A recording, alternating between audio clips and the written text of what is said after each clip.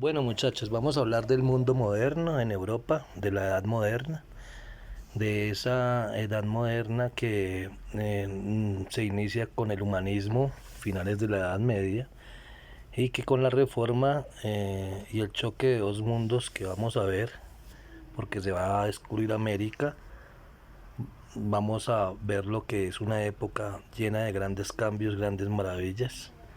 En la mayoría de los textos se habla de la Edad Moderna desde el 12 de octubre de 1492 hasta la Revolución Francesa de 1789, pero si nos ponemos a mirar detalladamente, el descubrimiento de América se da gracias al Renacimiento tecnológico, porque sin la carabela, sin la brújula y sin el astrolabio, sin la pólvora aplicada a las armas no se hubiera podido descubrir América. Entonces, en realidad, la Edad Moderna empezaría en el año 1453 con la caída de Constantinopla. Entonces, estamos hablando de la época moderna, en los siglos XV al XVIII, y aquí estamos viendo tres hechos fundamentales. Vemos la imagen de Leonardo da Vinci, vemos la imagen de Cristóbal Colón y de Martín Lutero. Leonardo da Vinci, mayor símbolo del Renacimiento artístico. Cristóbal Colón por los grandes descubrimientos, ¿cierto? Que cambió la historia, la geografía de la Tierra, la historia y la geografía en la Tierra. Y Martín Lutero, que con la reforma luterana da un gran cambio y un salto de la fe cristiana, y van a surgir iglesias protestantes. Entonces, vamos a iniciar con el hombre como centro de todo. Esta obra es de El hombre de Vitruvio de Leonardo da Vinci. La toman como símbolo del antropocentrismo, hombre, el hombre como centro de todo, que es lo que proponen los humanistas. Y aquí vemos una obra de Miguel Ángel Buonarroti, se llama La creación de Adán, la creación del hombre, que también se toma como símbolo del humanismo, porque el humanismo dice que si Dios creó al hombre a imagen y semejanza suya, también puede crear, cosa que en la Edad Media la Iglesia decía que no. Entonces va a cambiar el pensamiento teocéntrico de la Edad Media y se va a convertir en antropocéntrico, y aquí tenemos al hombre como el centro del universo, que lo representamos de varias formas, varias imágenes que nos hablan del hombre como centro del universo, que es el antropocentrismo. Y aquí vemos el sol como centro del sistema solar, el sol como centro de un todo, que para la edad moderna cambia la teoría del geocentrismo, que decía que la Tierra giraba en torno, que la Tierra era el centro de todo y que todo giraba en torno a la Tierra, y se va a establecer el heliocentrismo, que el sol es el centro de todo, y entonces eso va a quitarle mucha fuerza a la Iglesia, porque la Iglesia había dicho que Dios había creado la Tierra y todo giraba en torno a la Tierra. ¿Quién fue el promotor de esta idea? Por allá hacia el 1473, Nicolás Copérnico establece el heliocentrismo, es decir, que el Sol es el centro, no la Tierra, que va a desplazar la idea religiosa católica, que era la Tierra el centro de todo, y eso va a ser un golpe muy grande para la Iglesia. Y esa idea la continúa Galileo Galilei en 1564, y la Iglesia le dice a Galileo que si no se retracta lo van a castigar, lo van a inquisitar, lo van a quemar en hoguera o lo van a decapitar. Entonces él se echa para atrás, pero más adelante con la invención del telescopio se va a comprobar que lo que él decía era verdad. Otro golpe muy grande para la Iglesia fue la Reforma, y luego después de esto viene la Contrarreforma, y la Reforma se da gracias a las ideas de Martín Lutero, que era un sacerdote católico que no estaba de acuerdo con las indulgencias, no estaba de acuerdo con las simonías, no estaba de acuerdo con que la Iglesia explotara a la gente para perdón de los pecados, para condonarle los pecados como si fueran deudas, entonces los hombres tenían que pagar. No estaba de acuerdo con que los hombres no pudieran leer los libros sagrados, no estaba de acuerdo con que la Iglesia tuviera tantos sacramentos y cobrara por ellos. Entonces se crean iglesias protestantes como las de Juan Calvino. Entonces, este señor Martín Lutero crea la reforma, pero un señor llamado Zwingli las vuelve reformas protestantes, porque este señor Martín Lutero es en realidad católico, crea 95 tesis denunciando cosas que no le gustan de la Iglesia. como las que les acabo de nombrar, las indulgencias, las simonías. Ahora bien, no le gustaba que pagaran por el perdón de los pecados porque explotaban a la gente, pero él era un monje católico. Entonces, este monje católico, Martín Lutero, propicia que con esas denuncias que hacen, esas 95 tesis, la gente vea otras formas de nuevas iglesias y aparecen las iglesias protestantes. Martín Lutero Martín Lutero, que es este señor, promueve que no está de acuerdo con muchas cosas, pero otros hombres crean en realidad la reforma. Juan Calvino crea el calvinismo, que es más radical, entonces una parte de Europa se va a volver protestante. Y entonces hay un señor que tenemos por acá que se llama don Enrique VIII, que va a crear el anglicanismo. Este señor Enrique VIII es el rey de Inglaterra, no puede tener hijos, y entonces el señor pide el divorcio, no se los dan.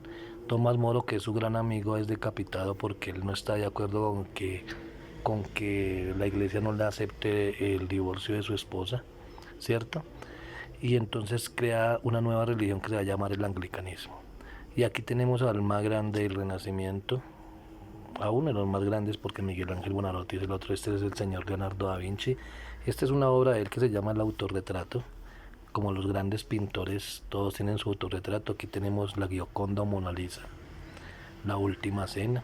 Y aquí tenemos a su enemigo y otro muy grande que era amigo del Papa, amigo muy personal del Papa de la época, don Miguel Ángel Buonarroti, quien pintó la Capilla Sistina.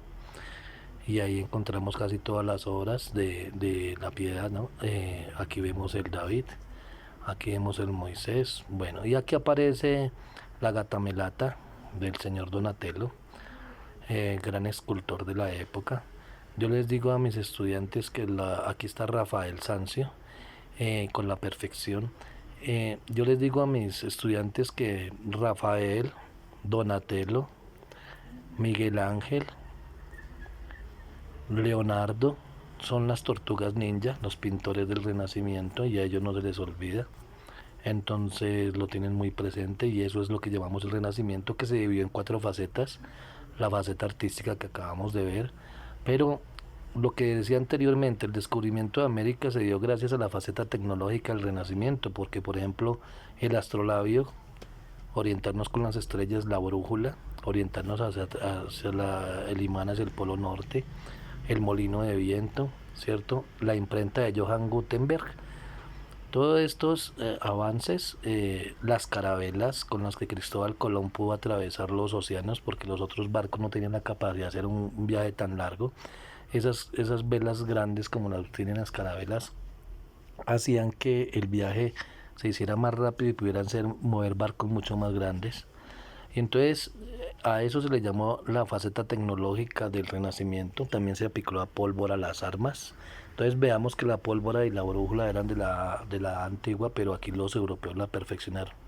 Entonces, en ese humanismo intelectual, en esa faceta intelectual del Renacimiento, aparecen muchos grandes como Johann Kepler, como Copérnico, Nicolás Copérnico, Galileo Galilei, Leonardo da Vinci, Giordano Bruno, quien fue quemado en la hoguera también por sus ideas heliocéntricas, Erasmo de Rotterdam, Tomás Moro, Juan Luis Vives. En la literatura muy grandes como el señor Nicolás Maquiavelo, que era filosofía política, que escribió El Príncipe, don Erasmo de Rotterdam, ¿cierto? Cuando nosotros hablamos de don Erasmo de Rotterdam, estamos hablando de uno de los más grandes de todos los tiempos, que junto con don Tomás Moro escriben grandes obras como la Utopía, ¿sí? Como el Elogio de la Locura, que lo dejan a uno impresionado. Aparece Cervantes, Miguel de Cervantes Saavedra, con el famoso hidalgo Don Quijote de la Mancha, y de habla hispana, ¿no? Y en el habla inglesa, aparece William Shakespeare con Romeo y Julieta, Hamlet, entre otras. Luego viene un periodo muy grande que se llama el siglo de las luces o siglo de oro francés de la Ilustración, se da en Francia, y aparecen los grandes de la literatura, de la filosofía, Cualquier persona que haya pasado por una universidad o haya terminado un bachillerato conoce a Juan Jacobo Rousseau, el del contrato social, el del Emilio. Este señor hace parte de la Ilustración. Este señor Voltaire, la fama y el dinero no cambian al hombre, sino que lo muestran como es en realidad, un hombre muy grande de las letras. Estos tres señores, con Montesquieu, que creó los poderes públicos, las ramas de poder público, ejecutivo, legislativo y judicial, escribieron filosofía para cambiar al mundo basados en la razón, y esa razón iba a cambiar ese idealismo que había en la Edad Media, que ellos decían que cuál rey descendiente de dioses, ¿cierto? Que todos los hombres somos iguales y tenemos derechos iguales y tenemos derecho a un juicio, y un hombre no debe mandar, no debe haber un poder absoluto. Todas estas ideas de Juan Jacobo Rousseau, de Voltaire y Montesquieu las consignaron en una enciclopedia junto con otros temas filosóficos de grandes autores de la época. Las recopilaron allí Diderot y D'Alembert, y esas ideas fueron leídas por Maximiliano de Robespierre, y allí se hizo la Revolución Francesa en 1789. Ahora, estas ideas de los ilustres Rousseau, Voltaire, Montesquieu, que fueron incorporadas en la enciclopedia de D'Alembert y de Diderot, fueron las ideas que cambiaron el mundo, porque dieron la independencia de Estados Unidos. Y nosotros miramos, a Antonio Nariño fue hasta allá y trajo los derechos del hombre, los trajo y nos los enseñó a nosotros.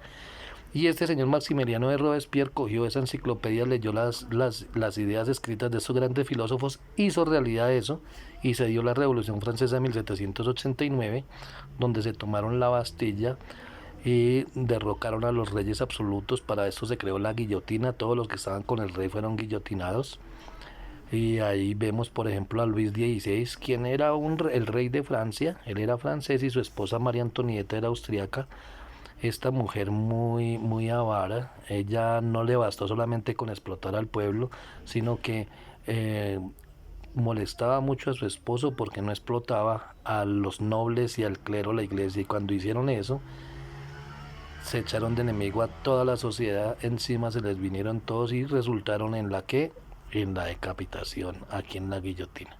Entonces, este señor Luis XVI, rey de Francia, María Antonieta, su esposa, que era austríaca, fueron guillotinados, y aquí en la Revolución Francesa se declararon los derechos del hombre. Aquí esta imagen es muy, muy infantil, muy pueril, pero es para hablar de los derechos humanos. En realidad los derechos del hombre más adelante van a ser los de la mujer, y hace muy poquito los de los niños.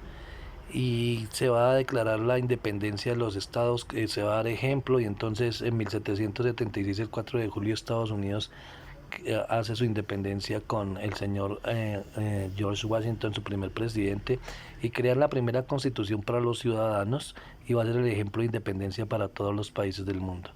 Esa revolución francesa da origen a Napoleón Bonaparte, y va a formar su imperio, que se va a llamar el Imperio Napoleónico. Va a invadir Europa y se va a convertir en el segundo conquistador más grande de todos los tiempos, después de Alejandro Magno en la antigua. Pero la edad moderna no solamente se basó en aspectos políticos y sociales. La edad moderna también tiene la gran revolución industrial, la creación de las máquinas para reemplazar la mano de obra del hombre, máquinas movidas por agua y vapor, y en la edad contemporánea máquinas movidas por combustible fósil. Entonces esas primeras máquinas van a dar la revolución, gracias a que en Europa vemos aquí muchas personas trabajando, porque en Europa hay mucha gente, se crean máquinas para producir mucho, pero como las máquinas le quitan el trabajo a la gente, mucha gente se queda sin empleo, y entonces empieza una crisis económica en Europa, y la gente empieza a emigrar hacia Estados Unidos, y Estados Unidos se vuelve la gran potencia mundial. También se habla en la Edad Moderna de la revolución financiera, la aparición del papel moneda. Esto es, a grandes rasgos, lo que se llama la Edad Moderna.